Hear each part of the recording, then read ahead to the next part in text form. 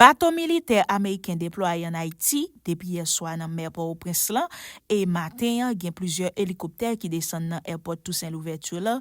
Eh bien américain fait déclaration, yo dit que bateau ça yo avec avion ça yo qui entre en Haïti yo là pour yo supporter Ali Didier Fils-Aimé qui a font travail contre gang yo côté que yo même yo pour te support yo. Eh bien américain tout montre que yo campé derrière Ali Didier Fils-Aimé question 7 février tout monde attend pour tout nèg CPT ça yo aller mais Ali Didier Fils-Aimé lui-même semblait pas faire un pas parce que américain qui t'en prend devant fait connait que y a supporté Ali Didier Fils-Aimé dans bataille la mené contre gang, c'est peut-être ça bateau ensemble avec avion de guerre rentré en Haïti. Même bateau ça yo d'après recherche, bateau ça yo était déjà dans côte mer Caraïbe blanc et c'est bateau ça yo même qui nèg yo té déployé pour aller dans opération contre Maduro. Nous connaît américain sous capturé tout dernièrement là.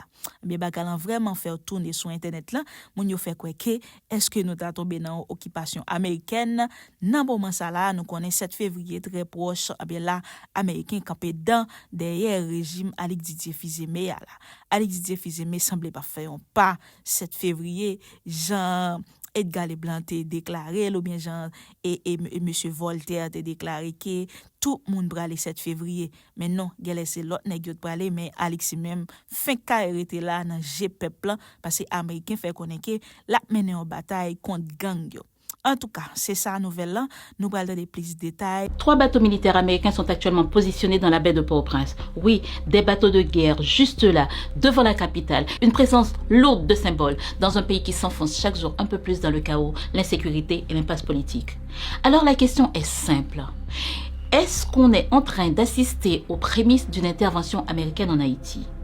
Ou est-ce juste un avertissement envoyé aux gangs et aux politiciens? Ce que disent officiellement les États-Unis. Dans un communiqué, l'ambassade américaine en Haïti explique que ce déploiement reflète l'engagement indéfectible des États-Unis en faveur de la sécurité, de la stabilité, d'un avenir meilleur pour Haïti. En gros, on est là pour aider, pour stabiliser, pour soutenir. Mais soyons honnêtes, ce message sort pile au moment où le mandat du Conseil présidentiel de transition arrive à sa fin, sans élection, sans gouvernement élu, sans vraie solution. Et pendant ce temps sur le terrain, les gangs contrôlent les quartiers entiers, les enlèvements explosent, les rackets continuent. L'État recule même si les dernières opérations policières témoignent une volonté de reprendre le contrôle. Haïti est aujourd'hui un pays en lambeaux. Pourquoi maintenant? Pourquoi ces bateaux? Ce déploiement ne tombe pas du ciel. Il fait partie d'une stratégie américaine plus large censée lutter contre les trafics, la criminalité, les réseaux transnationaux. Officiellement. Mais dans le cas haïtien, ça ressemble surtout à un avertissement armé, un moyen de dire « Attention, on vous regarde et on est prêt ». Parce qu'aujourd'hui, le CPT arrive à sa fin, les élections n'ont pas eu lieu, les gangs dictent leurs lois à Port-au-Prince. Dans ces conditions, voir une flotte américaine apparaître dans les eaux haïtiennes, ça ressemble clairement à un message, presque à un ultimatum. Et ce n'est pas juste une impression. Fin janvier, le secrétaire d'État américain Marco Rubio a été très clair devant le Sénat américain. Il a déclaré « Nous considérons toutes les options, y compris une action militaire ». Toutes les options, ça ne veut pas dire invasion demain matin, mais ça veut dire rien n'est exclu. C'est une ligne rouge, un avertissement. Si la situation devient incontrôlable, Washington se réserve le droit d'agir. Comment les gangs peuvent réagir? Maintenant, parlons terrain. Les gangs ne sont pas un bloc unique, même s'il existe une coalition sous le nom de Vivre Ensemble. Ils sont parfois divisés, rivaux, parfois en guerre entre eux. Mais leur point commun est simple, ils prospèrent dans le vide de l'État. Alors, face à cette pression américaine, 3 scénarios sont possibles. Ils se font discrets, moins de bruit, moins d'attaques visibles. Objectif, ne pas attirer l'attention. Ils provoquent, certains peuvent chercher l'escalade, plus de violence, plus de défis, pour montrer qu'ils n'ont pas peur. Ou ils s'adaptent.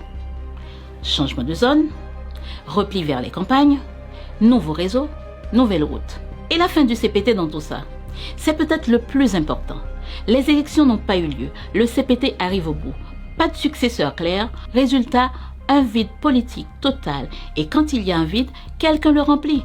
Aujourd'hui, ce sont les gangs. Demain, ça pourrait être une force étrangère. D'ailleurs, même certains opposants à toute intervention commencent à perdre patience parce que le pays s'enfonce. Ces navires ne font pas que surveiller la mer. Ils font pression sur les dirigeants, les groupes armés, les acteurs politiques, les partenaires régionaux. Ils disent clairement, si vous ne réglez pas ça, quelqu'un le fera à votre place. Pour l'instant, on ne parle pas d'invasion, mais on parle d'une porte entrouverte, d'une fenêtre sur toutes les possibilités. Parce que les États-Unis n'ont jamais caché qu'ils considèrent toutes les options. La présence américaine dans la baie de Port-au-Prince est peut-être moins une opération militaire qu'un avertissement stratégique. Un message? Un compte à rebours? Et maintenant, la vraie question est celle-ci. Les Américains seront-ils obligés d'intervenir directement en Haïti faute de solution? Affaire à suivre. Père Antoine, bonjour et bienvenue sur Métropole.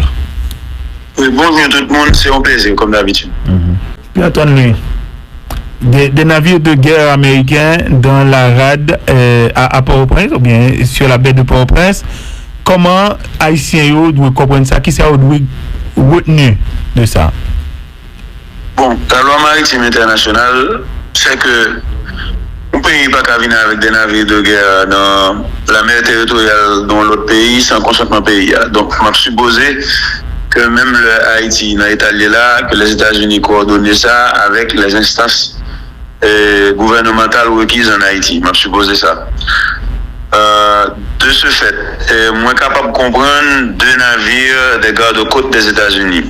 Pour vous, mon message, moun qui est capable d'aller dans un petit voilier de fortune, qui essaie d'atteindre les côtes de la Floride, pas fait ça. Vous comprenez ça, pas de problème. Ça qui est difficile pour nous comprendre, c'est lance-missile et c'est destroyer qui gagne lance-missile. Pas aucun enjeu sécurité pour les États-Unis en Haïti pour besoin d'envoyer lance-missile. Donc, comme nous, il fait ça, par exemple, pour le Venezuela, le voulait destituer Maduro. Il a fait là actuellement en Iran, côté une armada extraordinaire. Parce que le président Trump veut un message par Iran. Haïti, pas trop comprendre si ce n'est que pour dire au tenant du pouvoir actuel, en l'occurrence le Conseil présidentiel de transition, que le 7 février, il faut en aller. Et je ne pense pas qu'il y a un problème là, je pense que malgré les balbutiements, on a quitté le pouvoir. Donc, je pense que c'est plus une démonstration de force pour voir un message, on sort de matos pour tout un fourmi, qu'aucune velléité pour y faire, ça me saute dans des notes là. L'administration ne sont pas attachée à la prospérité en Haïti, il n'est pas attachée nécessairement à la stabilité en Haïti. S'ils attachent à ça, bon, ils vont prendre des mesures pour les amis ne pas entrer en Haïti encore, pour les munitions ne pas entrer en Haïti encore. Donc, Haïti son théâtre pour nous montrer que, j'en ai dit, dans la stratégie nationale de sécurité en novembre, et puis, moi, passé à la stratégie nationale de défense, que les États-Unis ont fait en sorte que dans l'hémisphère, c'est lui-même qui s'est chanté. Mais pas rien en Haïti qui présageait ou bien encore qui t'a doué faire envoyer un lance-missile là. Pas quoi besoin de un missile dans Caille, Foussard Jean ou bien Leslie Voltaire pour envoyer un message là que 7 février il faut y aller. L'autre approche tout Antoine, nous connaissons que il y a une campagne que les États-Unis, l'administration Trump a menée contre le trafic dans la Caraïbe, toutes sortes de trafic, nous qu'a dit. Et c'est avec ça, tout justement, il a commencé pour justifier l'attaque contre Maduro. Est-ce que nous avons gardé la présence navire ça, nous cadre comme ça? Bon, oui, son monde veut faire son cadil. C'est une perspective comme tant d'autres. Haïti pas pays producteur de stupéfiants. Haïti son point de transit. Bon, de toute façon, le commerce entre Haïti et la République dominicaine est négligible. Haïti, bon, importe un paquet de FACA qui sont aux États-Unis avec du riz. Mais bon, le commerce entre les deux pays sont négligibles. Les États-Unis pourraient bien ça passer. Bon, trafic. Bon, trafic qui ça vraiment? pas réellement ouais. Moi, que une administration qui rentre 17 km dans gouvernance son pays parce que le pays a des accès irresponsables. Regardez tout le backup du matin. Bon, m'ta suivre nous avec en pile attention matin, m'a suivre ça qui passé bon pas personne pas comprendre nous paquet de monde qui a joué paquet de l'obéi qui a fait et puis on grand monde dans zone là qui dit bon nous fait suffisamment de l'obéi m'a suivre nous c'est plus ça mais pas grand rien dans ça nous qui susceptible de mettre Haïti sur un rail de plus de stabilité pour que Haïti avance parce que seul pays dans zone là qui a régressé, qui a tourné en bon créole, c'est Haïti. Et raison ça fait là, c'est problème moun Haïti pas gen moun là dans ou bien moun qui Haïti yo irresponsable. Tout ça dans des matins là, c'est ça je l'ai dit. Donc moun yo bouqué avec Haïti ou au niveau politique, yo pas même réellement rentrer là-dedans, yo utiliser chargé d'affaires yo pour envoyer message et puis yo quitter carré comme a fait et puis bon yo fait monsieur qui est Alexis Defizé mais a pas accepté que lui révoqué donc il a quitté là le 7 février et puis Haïti mon haïtien il a avancé il a continué à avancer. Et Antoine Louis, il y a d'autres experts qui font nous croire que bateau ça et déploiement pas annoncé possibilité pour lancer missile. Les gagnants tout capacité, par exemple, pour intercepter des messages ou encore des communications. Ça cap dit entre monde, message cap voyé, appel cap fait et autres. Une parole qu'on s'entendait, est-ce que l'idée de nature a mené nous sur l'autre terrain qui pas nécessairement obligé de terrain bataille dans ces missiles là. Bon, Haïtien qui a écrit un message sur le réseau, comme quoi les États-Unis peuvent venir résoudre le problème pour Haïti là, et pas l'attaquer bandits, me désabuser tout le monde de notion ça. On a pris l'affaire pour des raisons stratégiques par eux. Bon, il n'y a pas réellement besoin de voir ça pour autant de ça qu'a fait là, l'ambassade là, il y a l'ambassade là après. Je ne vais pas dire plus. Maintenant, il y a attendre ça avec moyen que vous avez là déjà. Donc, son message à vous que 7 février, il y a des gens qui pourraient aller. Pas réellement, pas aucun danger dans la zone, que aucun autre pays va le faire en Haïti là. Donc, sont des marges d'intimidation, ou de dissuasion, c'est comme ça qu'on comprend. Un message d'intimidation, dissuasion, dissuasion.